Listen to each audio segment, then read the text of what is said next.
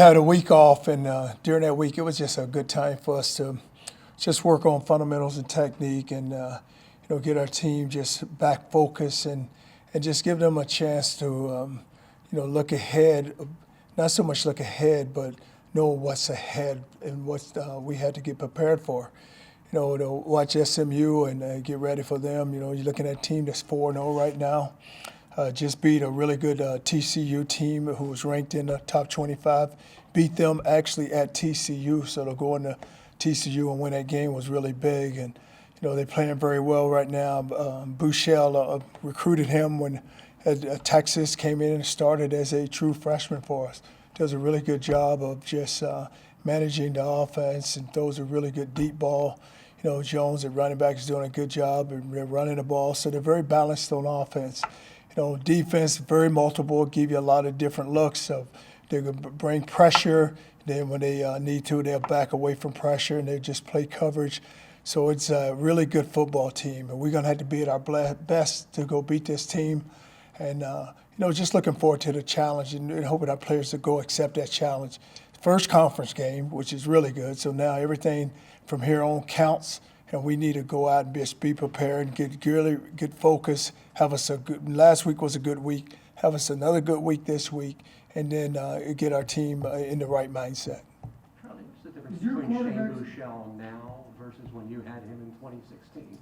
Well, just how he's developed. When I had him in 16, he was a true freshman, and so now to watch him develop and his game has really elevated. Because now he's learned the game, has really learned. There's so much because when you've been in a program and now that the older that you get, the more wiser you become, and I think that's where he is. You don't see him turning the football over, and he's making the really good throws and just getting them in the right plays right now. What are some of the things your defense is going to be to really pay attention to with respect to him? Well, more than anything, we just can't give up the home runs. And they're going to take their shots. And we can't give them the shots because it's one of those offenses where, they'll run the ball, then they'll take a deep throw on you. And we just got to be patient enough where, we don't get where coverage-wise we're not misaligned and where we can run with their receivers and cover them. Is your quarterback situation resolved now? Is McLeod the man for the rest of the year, or is that still going to be a weekly competition? No, McLeod is the guy we're going with right now. And so it's and Blake understands that, and you're going to end up, who never knows what's going to happen down the road. But right now, it's McLeod. What did you like about Shane when you recruited him? Obviously, his skill, but what else did you like about him? Well, just overall, just him as a person, and then, like you said, his skill. A good combination because he was a very smart young man and a really good competitor. Comes from a really good family. His dad at one time was with the Texas Rangers, and then his brother played professional baseball. But just a very smart young man and had really good leadership ability at that quarterback. I was talking to one of their guys out at SMU, and they was talking about how he's came in now. And guys really respect him and how he's just have taken on the whole leadership of that team. Do you see any similarities between him and Quentin Flowers? Quentin Flowers and Bouchel? What? Who? Oh, between Quentin and McLeod. Well, I just think they're two different players because you look at Quentin and he was really could hurt you with his feet, and he was really a guy who could get on the edge and did a really good job of just throwing the football. Whereas I think Jordan has not really developed into that yet. Probably will down the road, but it's just hard to compare the two because they're just two different type of players. Your defense ranks in the top 10 in takeaways and tackles for loss. How impressed have you been by their performance, and how did the bye week even help? Well, we just got to continue because when we talk about just goals, and we always talk about, you got to go play great defense. You have to play great defense to win, and then it's all about takeaways. And we've been able to get those takeaways, and we've been able to create a lost yardage plays. And we got to continue to build on that and continue to play because it's something that we just can't settle for right now. And we're going to hit a stretch here where we're going to have to play really good defense. And so with this stretch, with us having having some time off, give those guys some rest. So now we got to get focused and get them revved back up. But, just defensively, if you can get turnovers and if you get the ball back to your offense and give them a chance to create more scored opportunities for your offense. Do you sense any difference in the team in terms of the way they're approaching things now that they finally got a win and played pretty well? Do it seem a little different to you, or is it still pretty much the same? Well, the approach is always going to be the same. Where you go in, and your whole mindset is go win the football game. Now we end up winning this one, but Wisconsin, it's different than you go play Georgia Tech, then you go win the one against South Carolina State. But it's always an approach where our mindset, we're gonna go win the game. We're gonna have a game plan set, and now just go execute the game plan. And anytime you win, you feel a lot better, and you get the confidence start, and you start believing a little more. But it's more of our guys got to realize that they can win. It's not one of those where you can't win. But anytime you have a losing streak, it always goes back to you just got to be competitive. Were we competitive? And then you got to know how to go win. You got to know how to handle winning. And then once you learn how to handle winning, you become a champion.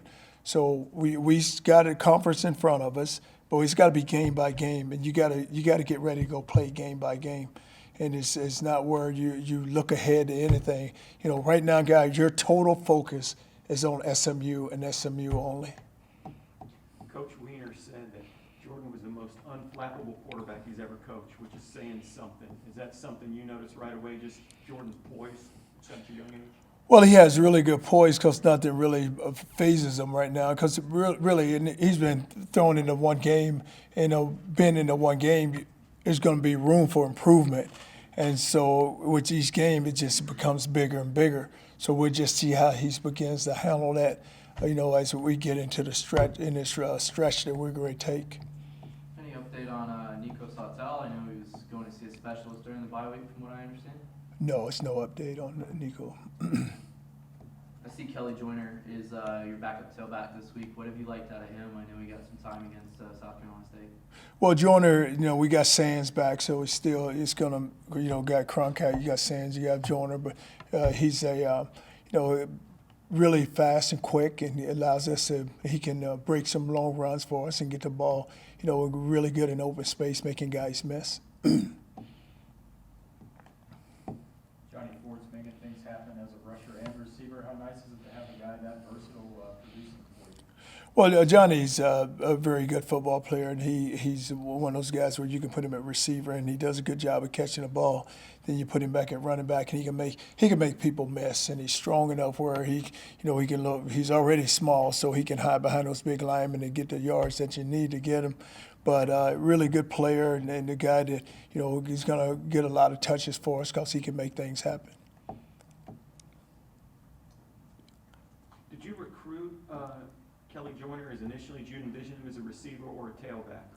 No, we recruited because of his all running back. And if you remember what happened to Kelly, he got injured early. Mm-hmm. And if he doesn't get injured early, he's going to break all the records here in the state, and probably would have been a battle where we would have had to go down to it at the end because he would get so many more people coming in to take a look at him. And but you don't ever want to see a young man get an injury, but I'm kind of glad it worked in our favor. We probably wouldn't be sitting there talking about it. But no, I always thought he was a running back. Thought and just once he get a little bigger, a little stronger, he will be something. Because you've seen running backs that size, and the thing about him is just hard to get a good lick on him because he's quick enough to make you miss and just don't give you that open shot. You play SMU for the first time in a couple of years. I mean, and you just look at the rise of the American West with Tulane the other night winning that game against Houston, and how Houston has been, and Memphis. Can you speak on kind of how that West is rising a little bit? Well, there's just so much parity in the league, and whether it be the West or the East, because if you look at it on our side, you have us, you have Central Florida, you have Cincinnati, you have Temple. Yeah, those teams are all playing well also. So then you go to the West side, you have Houston, you have Memphis, you have Tulane, you have SMU right now. But it's good. It's really good for the league. And you need teams to play well, and because with the teams playing well, it makes the whole league look good. And it makes us all, so when you play an opponent like SMU, so they're playing very well right now. So we need to, go play well and go beat them. So it just makes the whole, you just look at it. So on any given day, you go in there, you got to be ready to go play because you're still looking at, there's Navy still sitting there, there's Tulsa still sitting there. There's some good teams that are sitting there at ECU that are really good teams. One more question about Shane. You started him right out of the gate against Notre Dame, that big win. Right. Was that a struggle to make that decision, or was he your guy? Was it just clear? No, Shane, the good thing about him is he came in at mid-semester, so he was there in January. So it wasn't like he came in August, and so you ended up starting him. So he came in January, so he got a lot of work underneath him. So we were able to get some really good looks at him.